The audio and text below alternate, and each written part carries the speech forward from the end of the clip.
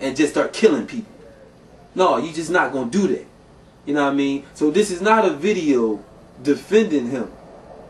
But when you talk about terrorism, and that specifically strikes a nerve with African Americans in general, but African American Muslims in particular, because you talking to a people who have consistently and continually experienced the terrorism of the Dajjal.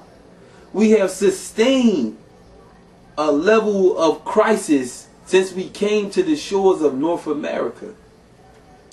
And so just to name a few, because we need to remind you about what happens when you accept the luxury of the Dajjal and stuff like that. First, our brothers in the East, because they were in different levels of tribal warfare and things like that, they accepted some trinkets from the Dajjal, and we end up being sold across the water for it. We came to the shores of North America. We were enslaved, raped, murdered, lynched, maimed, completely destroyed, stripped of all knowledge of self. And in some of the ways they did that, first of all, they told us that God was white. They told us that God was white. Can you zoom in on that right there?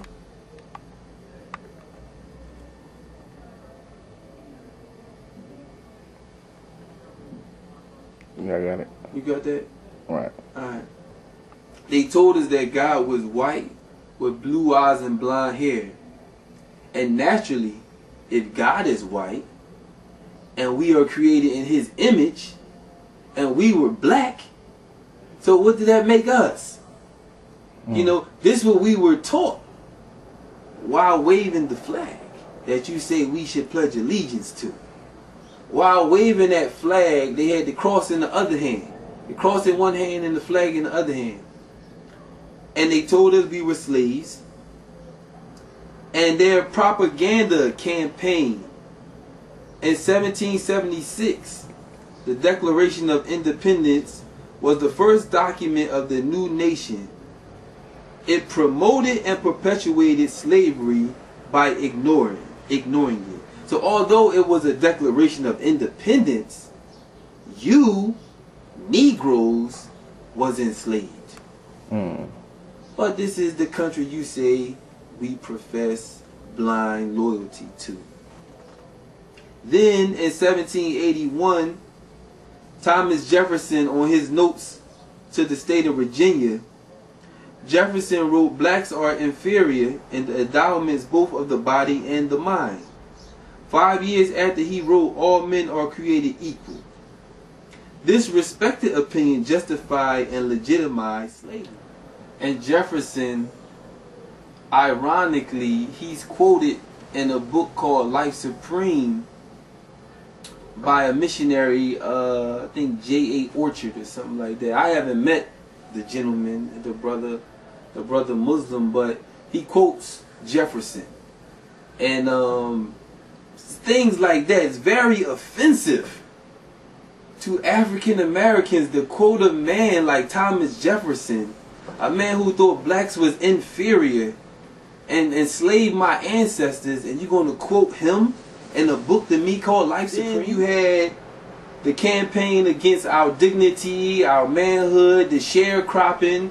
We were called coons, toms, bucks, mammies, pickaninnies, Jezebels, all different types of names that we were given.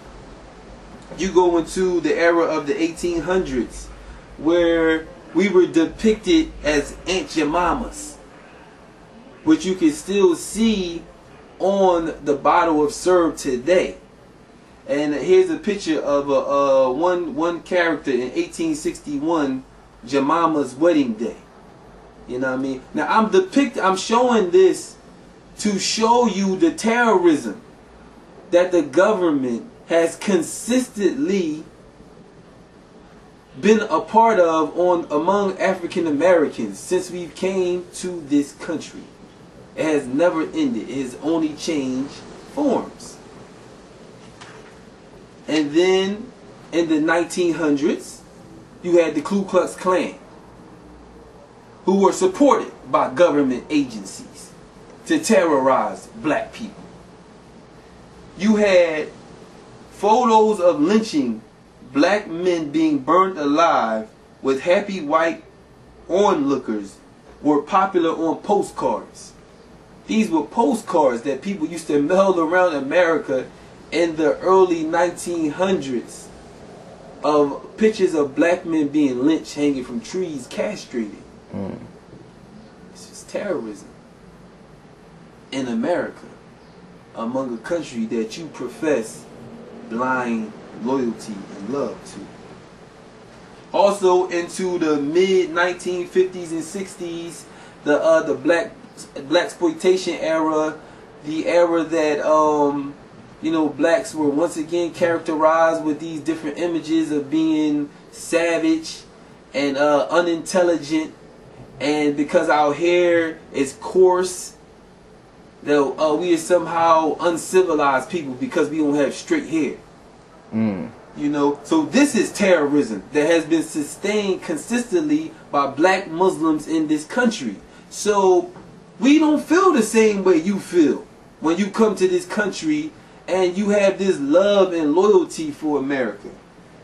And then even up into the current 2000s, where you have is a capture of 2 white police officers shooting a monkey, and the caption says they'll have to find someone else to write the next stimulus bill. And this is in a national newspaper. Or a picture of Barack in Eastern clothing and Michelle with a rifle strapped to her back, giving Barack Obama a fist pound on the cover of the New Yorker. You know, so when you talk about terrorism, brother, and you talk about the effects of the Dajjal, please know, when the Prophet Muhammad sallallahu alaihi wasallam said that when you accept what seems like was paradise, it really will be the hellfire. Our people are a living example of what can happen once you try to accept the paradise that the Dajjal has to offer. Our communities was better off before we integrated into the larger part of American society. Once we did that, we lost all level of morality that we was able to rebuild among ourselves after we got out of slavery. You know, now you go into the African American communities and they're completely decimated. And this is the lasting living testament to a people that have been destroyed and decimated by the Dajjal. And if you and your people keep going down this path to love and loyalty with the Dajjal, you will see what the end results will be for you and your children. And the effects are already being shown.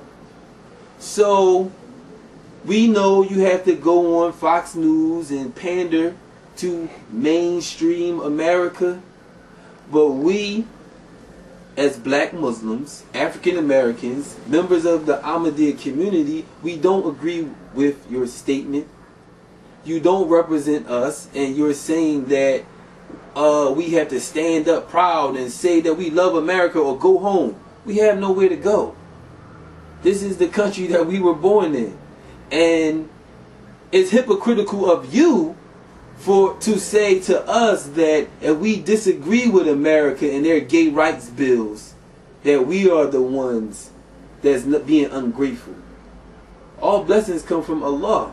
We're grateful to Allah. And you say, if we're not grateful to men, then we can't be grateful to God. I don't think Allah would have wanted you to be grateful to Pharaoh when he was trying to get you to get out of the mind of Pharaoh, get away from Pharaoh, get out of the culture of Pharaoh, children of Israel. He wouldn't want you to pay homage to Pharaoh. He wants you to separate from Pharaoh. And in closing, I'll read a couple statements that I got, a couple emails that I received from a couple brothers who are also Muslims who accepted the Imam of the age. And one brother states, I have mixed feelings about the messages I've been hearing this week. But the video said we are Muslims who believe in the Messiah.